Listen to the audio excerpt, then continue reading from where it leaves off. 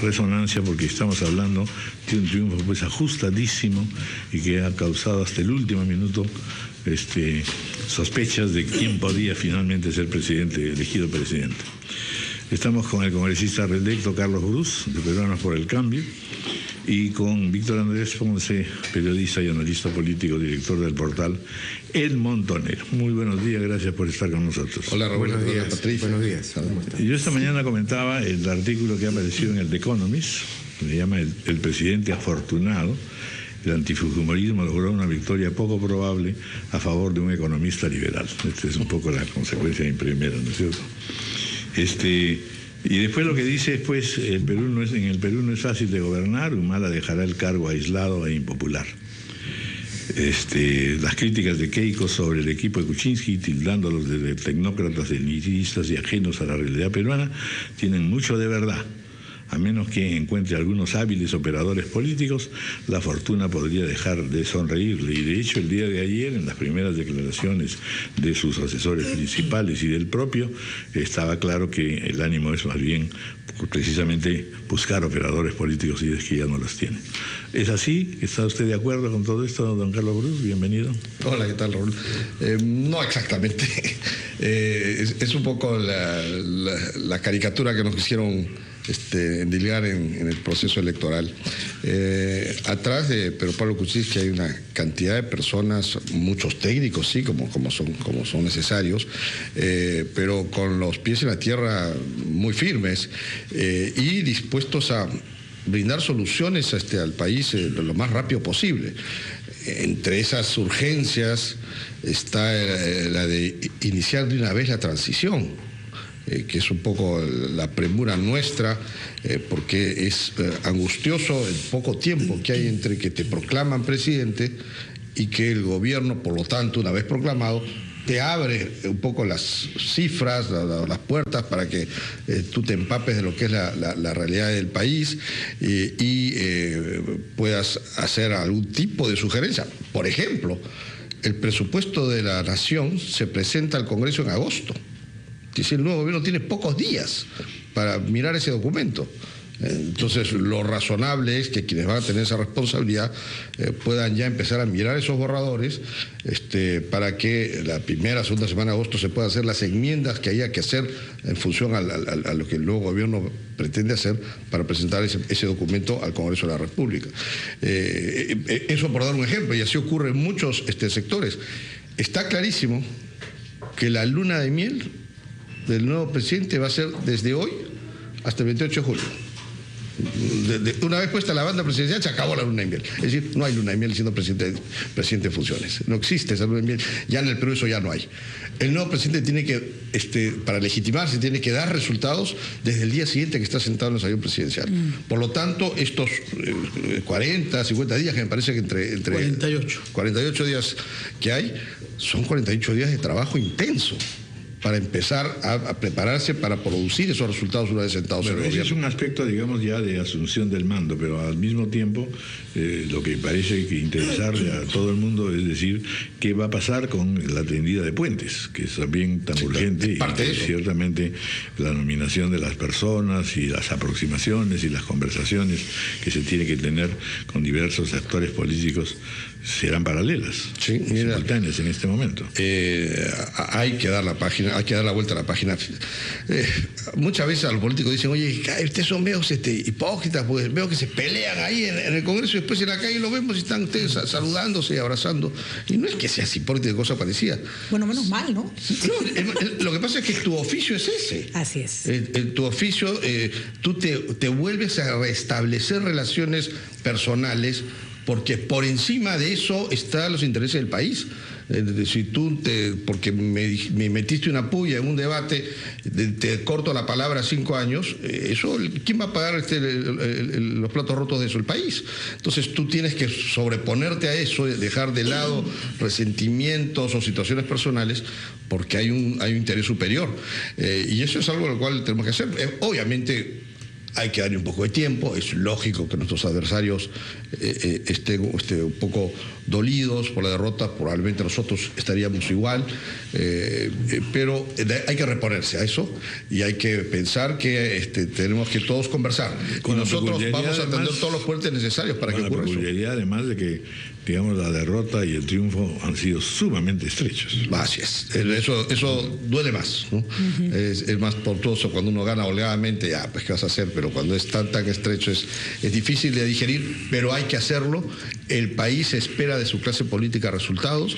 Aquí no es que va a ganar Kuczynski o va a ganar el modelo neoliberal. Aquí va a ganar la clase política si sabemos entregar resultados. Oficialismo y oposición, porque yo he sido oposición 10 años en el Congreso y sé cuál es el rol de un congresista de oposición y creo que el rol de la oposición mejora la calidad de la democracia y debe haber una oposición siempre, pero tenemos que producir resultados. Bienvenido también, Víctor Andrés Ponce. ¿Cómo está, Raúl? ¿Qué tal? Situación peculiarísima la que vivimos, pero particularmente interesante en términos políticos. Sí, yo quiero empezar por lo que ha señalado Carlos Brus.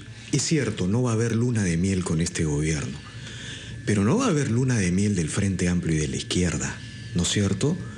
Lo que hay que recordar es que el día de hoy, sin reformas, la economía más o menos va a seguir creciendo el 2016 y el 2017. En ese sentido, PPK recibe un buen gobierno, un buen escenario de crecimiento, ¿no?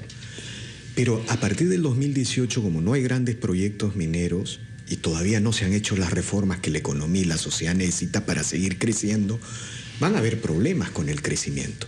Y todos sabemos que una de las claves es relanzar los proyectos mineros en el Perú.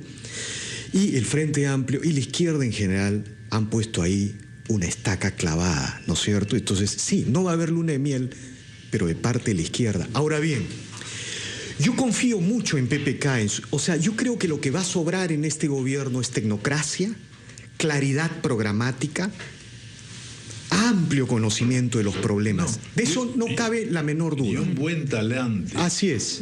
A eso voy. El carácter de Kuczynski es un carácter realmente de una persona muy tratable. Así, lo hemos visto en estas entrevistas recientes que acaba de dar. Eso va a sobrar. El gran problema del gobierno de PPK, creo, es tal como dice el artículo de The Economist, va a ser el tema de los operadores políticos.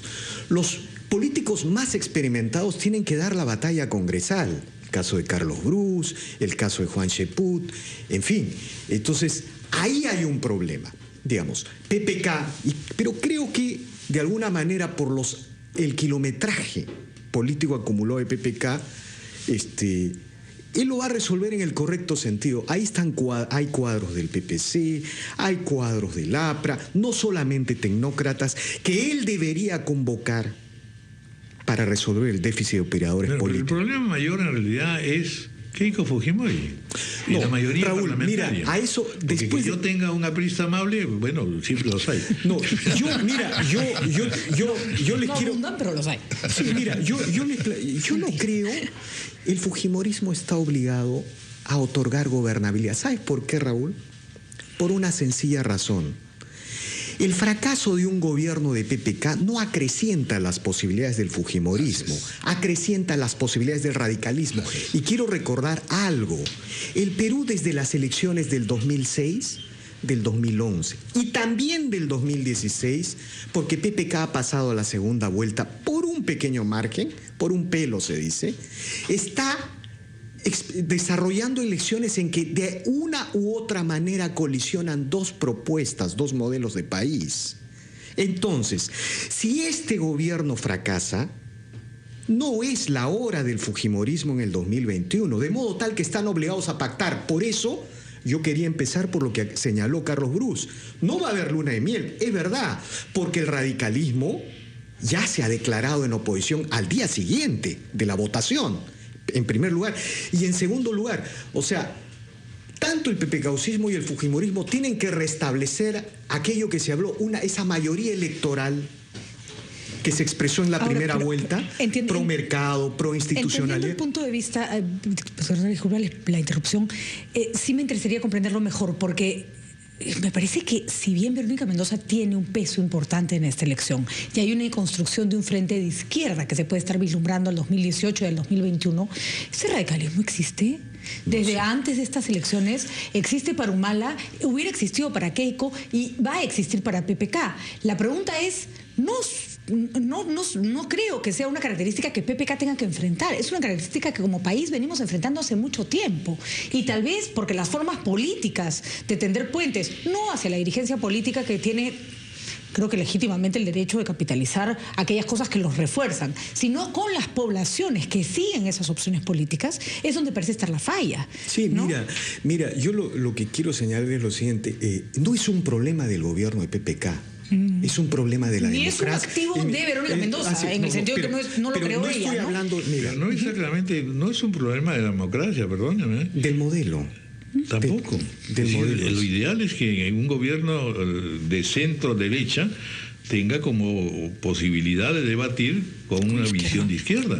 Sí, es decir, pero por esta supuesto, idea Raúl, del liberalismo único, porque lo mismo se dice de Keiko, es una idea que no es irreal con respecto al Perú. Raúl, de acuerdo. Pero mira, en todo caso yo preciso una cosa. Yo, cuando hago un análisis, también tengo un punto de vista editorial. Mira, el Perú, a mi entender, Raúl, está como Venezuela estuvo antes del chavismo. Crecimiento, reducción impresionante de pobreza, expansión de clases medias, pero no hay Estado y no hay sistema de partidos políticos. Eso puede terminar en una propuesta, mira, puede ser Verónica Mendoza, puede ser otra envoltura. Puede ser Acuña, puede ser un populismo desatado. Puede ser lo que sea. Lo que yo digo, lo que yo sostengo, es que el Perú no puede seguir en el piloto automático. Porque el 2006, el 2011 y el 2016, de alguna manera, ese piloto automático ha producido la colisión de dos países. Hemos visto la votación del sur. ¿Qué cosa significa no ser piloto automático? Bueno, lo que significa, en primer lugar, es desarrollar las reformas que nos permitan salir de esta situación de, los economistas llaman de esta posibilidad de caer en la trampa de los ingresos medios. El Perú ha reducido pobreza, ha crecido, pero la situación internacional nos está demostrando que sin grandes reformas económicas la economía no va a ser relanzada. Y ahí el fujimorismo y el PPKismo están unidos por un destino común. Es más, yo diría, a menos que el fujimorismo quiera... Ahí han habido matices que son muy interesantes de observar.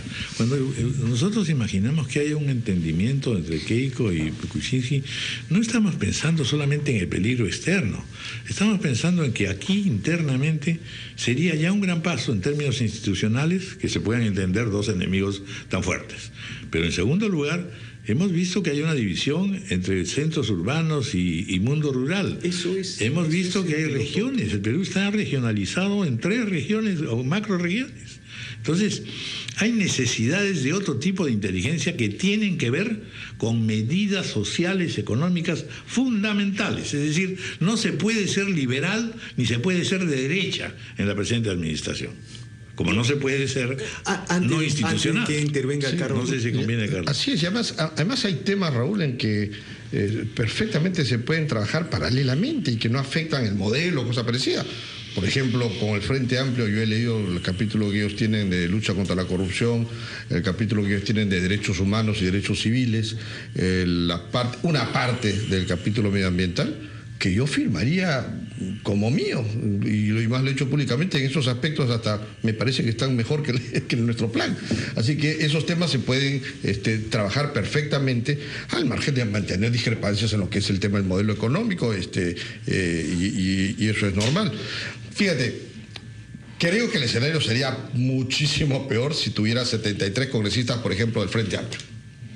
Ahí sí estamos, son dos visiones de país que chocan. No estaría peor, pero sería otra manera de conducir. Eso, ahí sí ya estarías afilando cuchillos. ¿Cómo es esto que hace primero el elogio del plan del Frente Amplio y luego lamentaría que tuvieran más congresistas lo que tienen? Porque es más fácil. Que sería peor, dice, peligrosísimo. Es que es así, digamos, con Frente Amplio hay cosas que estamos de acuerdo, hay cosas con las cuales no estamos de acuerdo, ¿no? Es más fácil con el fujimonismo ponerse de acuerdo. Vamos a hacer una pausa y temas. continuamos en este análisis tan interesante.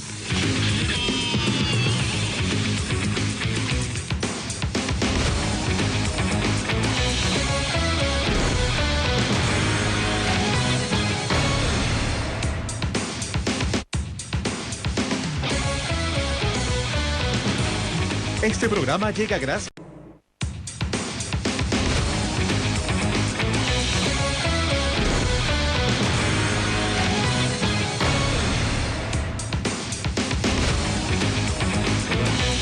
Muy buenos días, señor Mariano Pucho. Don Raúl, muy buenos días. Bueno, el balance final, porque ahora ya andamos en una cosa curiosa. Si antes eran las estadísticas, ahora es la virtualidad. Entonces se habla de presidente virtual, ¿no? Entonces ya entramos a unas categorías más complicadas. Explíquenos, por favor, ¿cuándo finalmente podemos decir que tenemos un presidente? Bueno, a estas horas de la mañana, don Raúl, debo indicarle que solamente faltan resolver 34 actas que se encuentran en poder de los jurados electorales especiales. Ayer, cuando nosotros entregamos, faltaban mucho más de 100 actas, pero en este momento solamente faltan 34 actas. Ya. Vale decir que las actas procesadas son todas aquellas que ingresan, que vienen de los centros de votación, llegan a los centros de cómputo, se procesan, ahí se encuentran algunos pequeños errores, como por ejemplo, un miembro de mesa no firmó el acta. De acuerdo. ¿No? O alguna suma no coincide. Entonces, ese es un acta observada. Esa acta se va al jurado electoral especial, él la resuelve y nosotros inmediatamente la contabilizamos. Bueno, con esta disminución a 34 actas, díganos en este momento cuántos son las cifras y por favor, ayer Bailey ha hecho una aclaración verdaderamente alarmante, es decir, que usted se equivocó, ¿no?, en darles la cifra. Bueno, es un tema un poco, don Raúl, anecdótico. Como usted comprenderá, estamos del día viernes de la semana pasada, sábado para hacer el despacho de los materiales, domingo para recepcionar los votos y luego esperando las 7 actas que llegaban el BRAE de lunes, martes, miércoles, jueves. Se imagina que casi, digamos, durmiendo 1 o 2 horas por noche, preocupados, porque todo el mundo exigía, don Raúl. Eso quiero que sea un tema anecdótico, pero las cifras, los porcentajes, en este momento, don Raúl, se encuentran en la página web para todos, sin excepción. Bueno, pero admite usted que se equivocó. Bueno, ha sido un tema anecdótico, don Raúl. Un lapsus, digamos. No, efectivamente. No sé qué decirle, porque si yo era el candidato, salto hasta el techo. Bueno, sí, pero don Raúl, es un tema anecdótico. Se imagina 18 horas trabajando en el día, descansando muy pocas horas y pendiente de las benditas 7 actas que venían del BRAE, comunicándonos con todos los medios para que puedan llegar toda la madrugada. Entonces, un tema de cansancio, don Raúl, genera un tema anecdótico. Quiero que eso sea así, pero las cifras, eso sí le puedo garantizar, don Raúl, en forma transparente, está en la página web. Ahí no hay absolutamente ninguna equivocación, porque ahí se contabilizan toda la información. Todas las que se procesan y todas las que se contabilizan están en la página web. Nosotros, esas cifras no se cambian, aparte del hecho anecdótico, don Raúl. Bien, entonces, ¿qué cosa estamos esperando? Que se resuelva estas 34 actas y entonces si viene la declaración formal y la entrega de las credenciales al presidente de la República. Bueno, el procedimiento es el siguiente, don Raúl. OMPE tiene la función de organizar el proceso, entregar los resultados. Entregaremos nosotros los resultados al 100%, actas procesadas igual al 100% de actas contabilizadas al Jurado Nacional de Elecciones. Y el Jurado Nacional de Elecciones hará la proclamación que corresponde. Eso las impugnadas, ¿cómo quedan?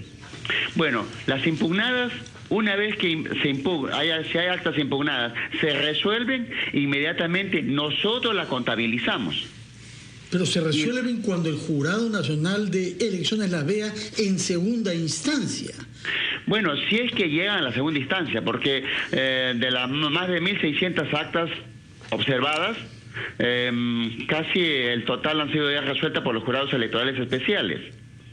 Pero el plazo para que hayan impugnaciones todavía está vigente.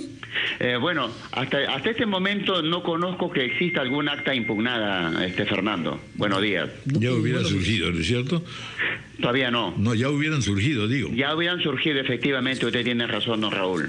Bueno, entonces, sigamos con los trámites, por favor. Ok, don Raúl, están las cifras están ahí en la página web para todos, lo pueden ver a nivel nacional e internacional, don Raúl. Bien, gracias por vuestra llamada. Buenos días. Bueno, muy bien. Vamos a continuar.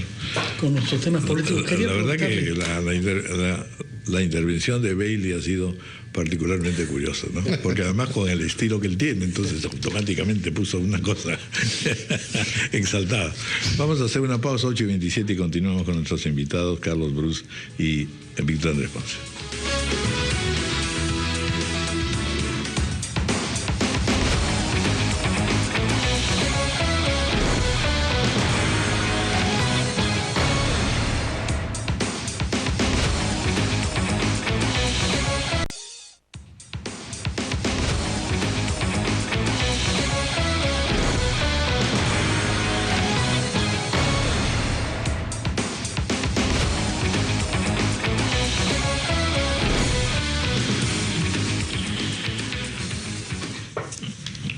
Sí, quería preguntarle a Carlos Bruce, retomando la revista británica The Economist, que ha sido citada por Raúl Vargas, concluye diciendo que es una buena noticia para América Latina que un defensor de la democracia liberal gane una vida cuenta, dice la revista británica, de los riesgos que habían entre el sórdido pasado de la familia Fujimori, cito, y el desastre autocrático de Venezuela. Sin embargo, reconocido eso, dice que tendrá dificultades para hacer reformas. Y por eso quería preguntarle, usted ha hecho referencia a cambios eventuales en el próximo presupuesto. ¿Cuáles piensa usted que deberían ser, que está previsto que sean, los puntos principales que quisieran modificar de acuerdo a su plan de gobierno para que desde el próximo presupuesto se vea ya claramente qué prioridades tiene y tuvo Pedro Pablo Kuczynski? Bueno, mi respuesta no tengo idea. Bueno, ¿cómo? Que usted ha leído el plan de gobierno, bajar impuestos, por ejemplo, que era una promesa clara. No he leído este presupuesto. Pero el plan de gobierno. Bueno, pero usted conoce los presupuestos porque participa en el Congreso. No conozco el nuevo, el que están preparando. No hay tantos cambios respecto del pasado. Tú lo has visto, tú tienes una información que yo no tengo. Pero usted conoce al ministro Segura sobre impuestos. Seamos claros, seamos sinceros, señor Bruce. Acá hay un tema de fondo. Sí. Ustedes quieren bajar ciertos impuestos y se opone radicalmente a eso el señor Segura. Y otro tema que es caro a usted y a Pedro Pablo Kuczynski, el agua y el saneamiento. Creo que el señor Cateriano estuvo en el Congreso del que usted es miembro y reiteró que debe ser privatizado Sedapal, cosa a la que ustedes se oponen. Háblenos, por favor, sobre impuestos y sobre agua y saneamiento del Perú. Sobre el tema de impuestos voy a ser muy escueto porque ya al ser haber un virtual presidente electo, creo que ese es el título que tiene ahorita, hay que tener mucho cuidado, y el responsable del plan económico es Alfredo Torne, y él es él el que tiene que hablar de materia económica. Nosotros hemos planteado efectivamente un modelo de reducción del IGB progresivamente para que la gente tenga mayor capacidad adquisitiva, y que eso va a ampliar la base tributaria, y por lo tanto el país terminará recaudando más de lo que recauda el día de hoy. El detalle de eso... Pero siempre partiendo de que una cosa es con guitarra y otra cosa es con... sí, pues yo digo, a partir de la coyuntura actual, el que va a hablar detalles de eso es el responsable del plan económico, que es Alfredo Torne. En la parte de saneamiento, yo he sido jefe del plan de gobierno de lo que es vivienda y saneamiento.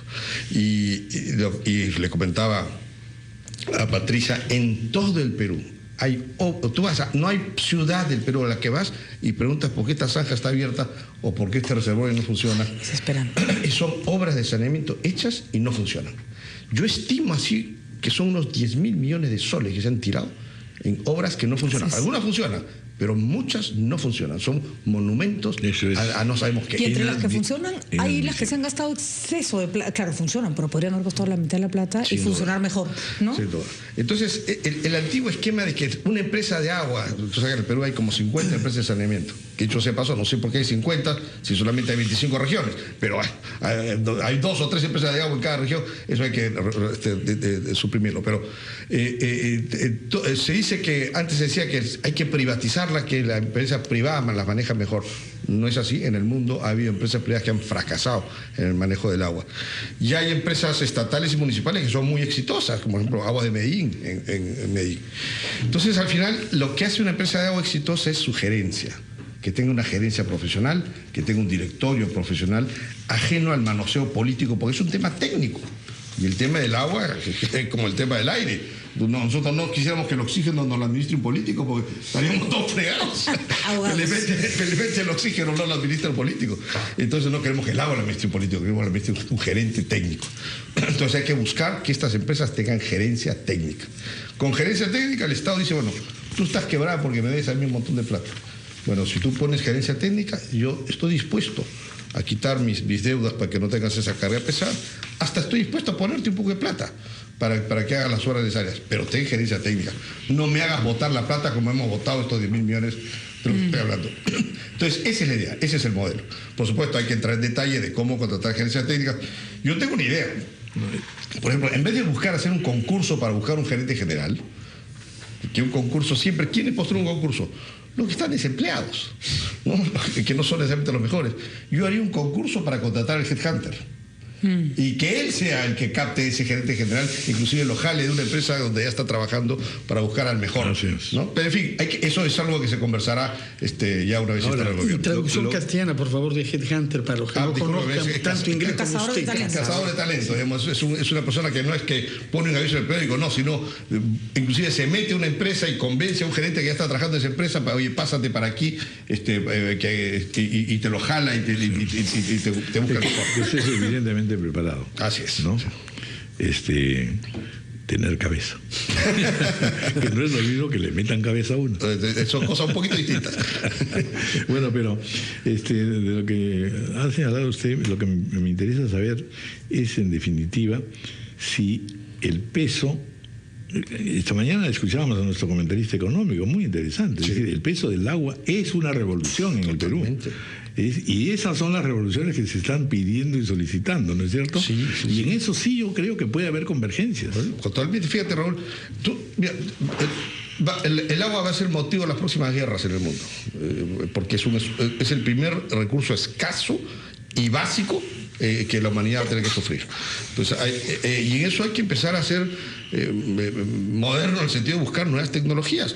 Por ejemplo, en la costa del Perú, en pueblitos que hay en toda la costa del Perú, cuando quieren agua, entonces hay que tender una tubería de 40 kilómetros hasta ese pueblito, y esa tubería pasa el primer fenómeno del niño y corta la tubería, 3 años para licitar la reparación, arreglaste la tubería y volvió a pasar el fenómeno del niño. Entonces tienes pueblitos que permanentemente están sin agua. ¿Por qué no le instalas una pequeña planta de salinización de agua? ¿No? Que es una tecnología, ¿no? Es un poco caro. Sí, pues, pero más caro es tener ese pueblo 3 años sin agua. Exactamente. ¿No? Entonces instalas una planta ahí. El desagüe que hacemos, ¿lo tiramos al mar? No. Como decían en la mañana, lo escuché, con biodigestores. Entonces hay nuevas tecnologías disponibles que te solucionan esos problemas en estos pequeños pueblitos.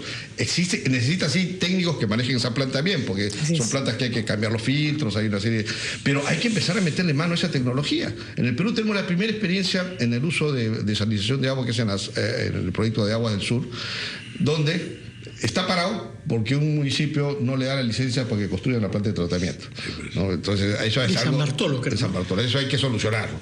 Pero esa tecnología es la que tenemos que empezar a ver de manera más difundida. Al final no se trata de hacer grandes represas, se trata de buscar soluciones, y las hay. La tecnología ahora se ha desarrollado para poder abastecerte de agua en lugares donde hay poca agua. Y la realidad es que en la costa del Perú hay poca agua. El río Rímac está seco hace un par de décadas. Ese río es artificial. Ese río se alimenta de agua que traemos del otro lado de la cordillera. Entonces hay que buscar soluciones creativas. Víctor Andrés Ponce, tú has señalado pues que, en fin, la izquierda tiene también un desafío y tiene que tener un papel conveniente y convincente. ¿Qué va a pasar con las otras fuerzas políticas? Siempre que surge un nuevo gobierno, surgen nuevas simpatías. Gente que despierta y dice, hombre, pero yo de verdad que soy muy parecido a PPK, no sé por qué no puedo acercarme a él, ¿no es cierto? Empieza uno a encontrar afinidades insólitas. ¿Qué pasa con todos los grupos que en el fondo andan? Por ejemplo, Acuña debe sentirse extraordinariamente bien, ¿no es cierto? Raúl, yo creo, ¿sabes qué sucede en el sistema político peruano? La gran enfermedad del sistema político peruano es que cuando cayó el Fujimorato en el 2000, del gobierno de los 90, no hubo una transición, no hubo pactos, no hubo acuerdos. Entonces, en el Perú no ha surgido una izquierda moderna como en España, por ejemplo, ni una derecha moderna como en España o Chile, por ejemplo, ¿no? Que ha durado muy poco, porque la Nueva España, a partir de las instituciones españolas están incólumes. La democracia española está incólume y eso es lo que construyó pactos, acuerdos, y se llaman pactos de la Moncloa. Aquí en el Perú, lo que se llamaba el fujimorismo continuó siendo el fujimorismo por la ausencia de pactos, y la izquierda tradicional continuó siendo la izquierda tradicional. Entonces, ¿qué ha pasado, Raúl? Sobre el miren, analicemos estas elecciones muy rápidamente, ¿no? Si tú tendrías que explicar a Guzmán, a Verónica Mendoza, al propio César Acuña y al propio Alfredo Barrenechea, y ahora en parte también a PPK, lo tienes que explicar por el lado del antifujimorismo, ¿no es cierto? Digamos, sin el antifujimorismo no sería explicar ese fenómeno, esa volatilidad. César Acuña un poco menos, ¿no? Claro, un poco menos, de acuerdo. Entonces, si vamos más atrás, si tuviéramos que explicar Humala, tendríamos que explicar por el antifujimorismo, ¿no? El único hipo, al margen de esta polarización fujimorismo-antifujimorismo, es García, por el miedo al proyecto bolivariano. Pero en general el sistema político no ha podido superar esta polarización que, a mi entender, emponzoña, envenena y deteriora las instituciones. Por eso PPK tiene la gran oportunidad histórica, Raúl, creo yo, desde el gobierno. Ahora él tiene la pelota, no es la oposición o el Congreso quien tiene la pelota, es el jefe de Estado el que tiene la pelota, de superar esta polarización. Si esta polarización se superara, a mi entender, lo que empezaría a surgir son proyectos políticos más estables, ¿no? Por ejemplo, podría producirse una reforma al interior del APRI, la socialdemocracia, del socialcristianismo o el papel del propio Barnechea. Y se podrían empezar a configurar izquierdas y derechas modernas como tienen que suceder en cualquier democracia o sociedad estable. Si en Chile el pinochetismo y el antipinochetismo hubieran emponzoñado la política, no hubieran surgido los socialistas modernos ni la democracia moderna. Y al otro lado tampoco estaría UDI y Renovación, las dos propuestas de derecha moderna. Estaría un pinochetismo duro y cerrado. Bueno, pues, en todo caso, ya que me hiciste la pregunta, Raúl, el gobierno de PPK también tiene que ser un factor en superar eso. ¿Cuáles son las claves? Bueno, los políticos saben cuáles son las claves para producir acuerdos, convergencias y superar esta confrontación que ha dañado tanto a la democracia peruana. Pero ese es el sentido de la frase que formuló ayer Kuczynski: dialogar no es debilidad. Pero por supuesto. Así es. Pero por supuesto. Creemos firmemente en eso. Ahora, lo que pasa es que también, ¿qué se ha hecho para vencer el antifujimorismo desde el fujimorismo? También podría ser una buena pregunta. Porque a muchos les puede incomodar. De hecho, no es una fuerza que permite, esta polarización no permite que en el Perú surjan nuevas alternativas. Pero ahí está. No, claro. y no tenemos una varita para desaparecerlo, claro, ¿no? Entonces, y así como los antifujimoristas no tienen una varita para desaparecer el fujimorismo, ¿qué debería pasar con nuestra política para que estas dos fuerzas dejen de estar tan polarizadas? Patricia, ¿no? Lo importante es entender, en primer lugar, la enfermedad del sistema político peruano, la causa principal. ¿De acuerdo? En segundo lugar, entender que si no surge, digamos, una especie de centro, una fuerza pro convergencia o de refundación del sistema político, los lados duros del fujimorismo y del izquierdismo extremo van a seguir imponiéndose, ¿no? Entonces, si surge una fuerza de convergencia, de pactos, de acuerdos, de superar, de mirar el futuro, Pero está definiendo usted lo que ha dicho Kuczynski. Bueno, pues, por eso lo vuelvo a subrayar. A mí me parece muy importante el papel. Este gobierno, digamos, puede ser el gobierno de la transición a un sistema político más moderno, ¿no? Digamos, más estable, donde el fujimorismo, por ejemplo, en esta transición está obligado a reformarse, ¿no es cierto? No puede ser que el secretario general, al margen de los cuestionamientos, sea una persona que solo financie el partido. Los secretarios generales de los partidos históricos son intelectuales, son políticos, son pedagogos. Entonces, por ejemplo, ¿no? Hay, digamos, en una transición, esa es la absoluta verdad, si es que el fujimorismo se quiere postular como un partido histórico. ¿Quién ¿no? es el secretario general, señor Bruce, de su partido? Salvador Alessi, un exitoso exalcalde también. Digamos, estamos haciendo un análisis de un sistema político muy debilitado. Yo siempre, cuando trato de hacer una reflexión sobre el sistema, me imagino al secretario general del Partido Laborista o al secretario general de los grandes momentos del APRA o del PPC o de Acción Popular, ¿no es cierto? Esas deberían ser nuestros referentes. Lo que pasa es que la política en el Perú recién, con estos 4 años de democracia, está volviendo a sus estándares. Por ejemplo, con esto culmino. La idea de que una persona que tiene dinero llega automáticamente al poder o a la política, más o menos ha sido cancelada en esta elección. Mira al señor Acuña, mira al señor Luna y mira al señor Joaquín Ramírez. ¿No es cierto? En las grandes democracias, digamos, claro, ahora está pasando algo con Donald Trump en Estados Unidos, pero también, digamos, puede revelar una crisis. Pero en general, el funcionamiento de las grandes democracias ha tenido una élite política, una élite intelectual y una élite partidaria. Y no porque uno tiene dinero, representa a un sector empresarial, puede llegar directamente al espacio público, ¿no? Bueno, muy bien. Entonces, estamos ahora a la espera de las conversaciones. ¿Cuánto crees, Carlos Bruce, que podrá producirse ya estas primeras aproximaciones? Suponiendo que ya se declare hoy día o mañana, pues en fin, quién es el ganador, ¿no es cierto? Ustedes son testigos que por parte nuestra estamos con un discurso absolutamente convocante, ¿no? Y dispuestos a pasar la página, porque hay intereses superiores. Seguramente el siguiente acto político que se tendrá que producir en algún momento, nosotros obviamente quisiéramos que sea lo más pronto posible para poder empezar la transición, es la concesión, digamos, que tiene que hacer nuestra adversaria, el reconocer que efectivamente la elección ya acabó, y quizás esa sea la señal que está esperando el gobierno para de una vez decir, bueno, ahora sí vengan, déjenme compartir la información con ustedes y empecemos la transición. Ante una elección tan ajustada, por supuesto, entendemos perfectamente que es prudente por parte de nuestros adversarios esperar un poco a ver si esto es irreversible o no. Están en su derecho y lo entendemos. Quizás nosotros hubiéramos hecho lo mismo. Pero suponemos que en los próximos días este acto político se producirá.